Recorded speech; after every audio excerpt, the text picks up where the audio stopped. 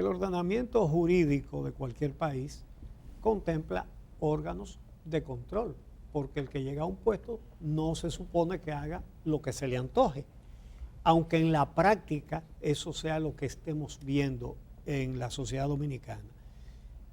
Un órgano de control fundamental es la Cámara de Cuentas, pero tenemos una Cámara de Cuentas formada por cuadros del partido. La sociedad dominicana guardó silencio cuando todo eso se hizo. Y resulta que es una Cámara de Cuentas que no le interesa saber cuánto le robó la Odebrecht al país y que por tanto no hizo auditoría de las obras. Por ejemplo, ¿cómo rescatar esa función en el Estado Dominicano, Carlos? Bueno, una función fundamental, y hay que decir que el Partido de la Liberación Dominicana, en su práctica, en sus acciones, pues primero desdibujó las fronteras y los límites entre partido, gobierno y Estado. Y con esto, pues, capturó las instituciones que permiten el equilibrio en una democracia. Y dentro de esas se encuentran los órganos de control. Nuestra Constitución establece lo que es el Sistema Nacional de Control y Auditoría. Eso no ha funcionado en el país porque no podemos analizar los órganos del control en función de sus individualidades. Los órganos de control, de acuerdo a nuestra Constitución, son 4. El control externo, que es la Cámara de Cuentas, el control interno, que lo debe ser la Contraloría General de la República, el control legislativo, o sea, el Congreso en su función de fiscalización, y el cuarto es el control social, que es el rol de la ciudadanía. Esos 4 niveles de control deben funcionar de manera articulada y de manera coordinada. Eso no se ha generado en el país. Todo lo contrario. Nosotros tenemos una situación de la Cámara de Cuentas de ineficiencia, de debilidades, de ser parte del régimen de impunidad porque no ha aportado auditorías, expertise técnico que permitan soportar los casos de corrupción. Tanto así que si nosotros vamos a la auditoría que ha hecho la Cámara de Cuentas a los partidos, nos vamos a dar cuenta que ha sido insuficiente, ha sido limitada. No hay duda que la Cámara de Cuentas tiene que ser parte del rescate de la independencia que requiere las instituciones del Estado. Pero está formada por cuadros políticos. Pero lo más grave aún es que hay que poner sobre la mesa es la Contraloría General de la República, que cuando se modificó su ley, la ley 1007, Participación Ciudadana, estableció que el Contralor General de la República no puede seguir siendo designado por el presidente, por las mismas razones por las cuales no puede seguir siendo designado el Procurador General de la República. Son las mismas razones, porque el control interno es fundamental. Nosotros tenemos que apostar no al control post, al control que puede evidenciar alguna irregularidad. Tenemos que apostar al control previo, que no suceda nunca. Sí, sí. Porque lo que sucede en las instituciones que generan el dispendio, generan la corrupción, tiene una participación o una omisión de los contralores que están supuestamente en la institución. Entonces, a mí o a nosotros nos debe interesar la sanción, pero tenemos que concentrarnos en que no suceda más. Entonces, para eso el control interno es fundamental. Y ni decir el control legislativo, o sea, el Congreso en su rol de fiscalización. Sí. Lamentablemente nunca hemos tenido un Congreso en el rol de fiscalización. Nuestro Congreso no tiene esa función. Pero obviamente es más difícil también que ese rol exista cuando el Congreso en su mayoría es del mismo partido que el gobierno. Obviamente, es mucho más difícil. Pero en gestión de Leonel Fernández, en una ocasión, la mayoría de los legisladores eran del PRD y no controlaron nada.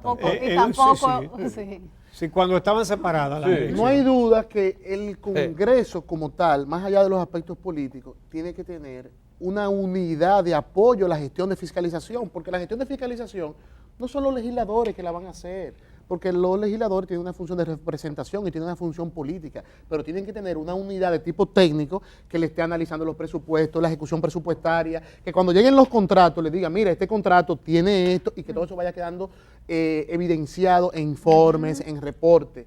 Y el 4 nivel de control, que ese sí es importante, es el de la ciudadanía, que tenemos que potenciarlo cada vez más. Yo le he denominado a ese, que ese es el control de todos los controles, porque tiene la facultad de monitorear, de dar seguimiento, de demandar, de exigir al control interno, al control externo, al control legislativo, a todos los poderes del Estado. Ese lo tenemos que potenciar. Entonces, el Sistema Nacional de Control en el país es ineficiente, no funciona y es parte del problema que tenemos vinculado a la corrupción y a la impunidad. Pero mira, además, ahí, señores, hay lo siguiente.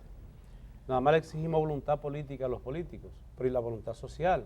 O sea, bueno, se está expresando últimamente. Se está expresando, los jóvenes, ya ustedes los guaguaguas, no en tu caso, no en el caso de ustedes, pero los jóvenes, señores, los jóvenes comenzaron a decir, óyeme, ya, y están relajando con eso. Pero ¿cuál es el punto? En los ayuntamientos, en los municipios, la gente, los clubes, tienen la facultad constitucional y legal de hacer exigencias de rendición de cuentas cada año a sus ayuntamientos. ¿Sabes qué ha pasado, Cándido? Que hay que ponerlo sobre la mesa. El Partido de la Liberación Dominicana, dentro de sus herramientas de control, no solamente ha controlado todos los poderes del Estado, ha controlado gremios, organizaciones, pero a no través de sus redes. Pero mira, no solo el PLD, no, pero el PRD también, por ejemplo. Pero el PLD tiene 20 años. ¿Qué hizo Hipólito? Tiene 20 años Está el poder, bien, él lo es ahora. Que también lo hacía. Es decir, el sector político, los líderes políticos. ¿Qué hizo Hipólito Mejía? Y voy a poner el nombre. Siendo Guido Gómez Mazara consultor jurídico del Poder Ejecutivo en el año 2000, que por un decreto canceló todos los fiscales. Y eso es institucional. Después tuvo que darle para atrás porque eran de carrera, no sé cuántas cosas, pero lo que importa es que, y esta es la gran lección que tienen que llevarse en ocasión de esta crisis electoral, que si siguen con ese relajo se va a convertir en crisis política, vendría una crisis económica porque la gente no va a invertir su dinero y meterse con ese conflicto, y una crisis social que de dimensiones impredecibles. ¿Por qué? Porque el sector político, o sea, los líderes políticos no quieren acostumbrarse a respetar las reglas del juego. Sí, pero en sí, general, sí ha habido cambios. Esa es la gran lección que tienen que llevarse ahora. Iniciativas ciudadanas de solicitar investigaciones, de hacer denuncias, de hacer querellas, que no se ha investigado nada. 3, participación ciudadana. Uno que se llamaban anticorrupción, que ya para no mí se llaman. No. La ciudadanía ha jugado su rol, pero las instituciones no funcionan, esa es la realidad. Están capturadas, están controladas. Tienen 20 años con un control que impide que las instituciones funcionen. Déjeme darle una herramienta, porque nosotros somos abogados. El Tribunal Constitucional dijo recientemente que el artículo 85, numeral 3 del Código Procesal Penal, que tan mal ha hablado de él, le permite a cualquier persona querellarse por un crimen de corrupción. Y por un crimen electoral, agrego yo ahora, por un crimen de corrupción, cualquier persona, y querellarse directamente. Y si el fiscal no pide medida de corrección, puede pedirla. Y si el fiscal no presenta acusación, puede presentar acusación y servir como fiscal en un crimen de corrupción o un crimen de interés colectivo. ¿Qué ley? ¿Cuál es el Tribunal Constitucional? Artículo 85, número 3 de la Código Constitución. Procesal Penal. El que querían derogar, Felipe Sí. Bautista y compadre, Sí. porque no le convenía. Y yo le pongo nombre a la cosa, porque si no ponemos nombres, entonces no estamos siendo evasivos. Y resulta que entonces, señoras y señores, ya la ley nos da herramientas para que presionemos socialmente, para que el sector político, cual que sea, tome decisiones correctas. Y eso es un mensaje para los que aspiran a ser presidente de la República en estas elecciones venideras, cual que sea. Bueno, vamos entonces a hacer la última pausa. Subí el tono. No, bien. No, está muy bien. Me pasé. Es más, No, a mí me para gustó nada. ese Controla.